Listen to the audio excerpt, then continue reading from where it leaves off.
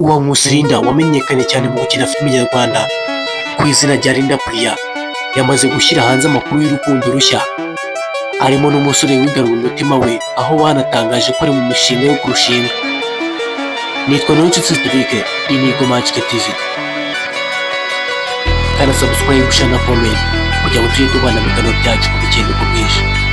Bahe ikaze rero.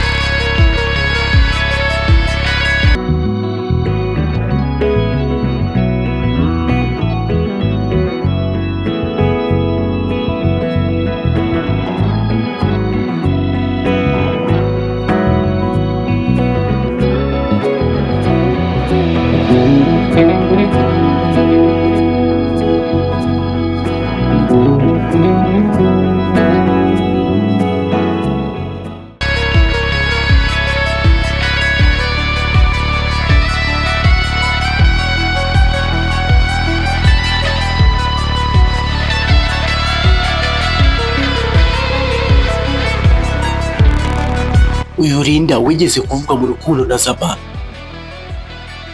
yanyujije kuri konti ze za Instagram n'izindi mbuga nkoranyambaga amafoto agaragaza ibyishimo ari kumwe n'uyu musore mushya witwa Christian.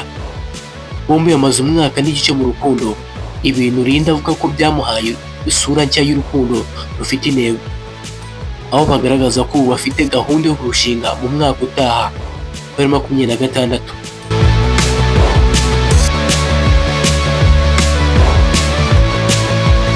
Nubwo batatangaje igihe nyacyo cy'ubukwe, inshuti zabo za hafi zivuga ko imyiteguro y'ubukwe igeze kure, ndetse n'amafoto bashyira hanze agaragaza urukundo rukomeye rubaranga.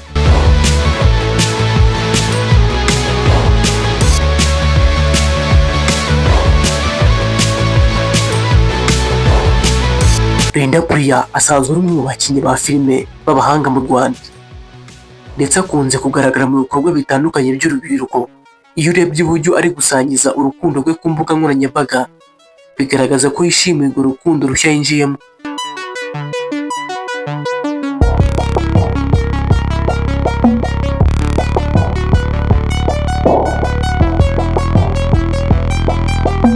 Reka mbashimire rero mwese twabanye. Nitwa Niyonshuti Cedric, tuzahura ubutaha. Iyi ni Go Magic TV. Ukande subscribe niba utarabikora kugira ngo tujye tubana mu biganiro byacu uko bukeye n'uko bwije.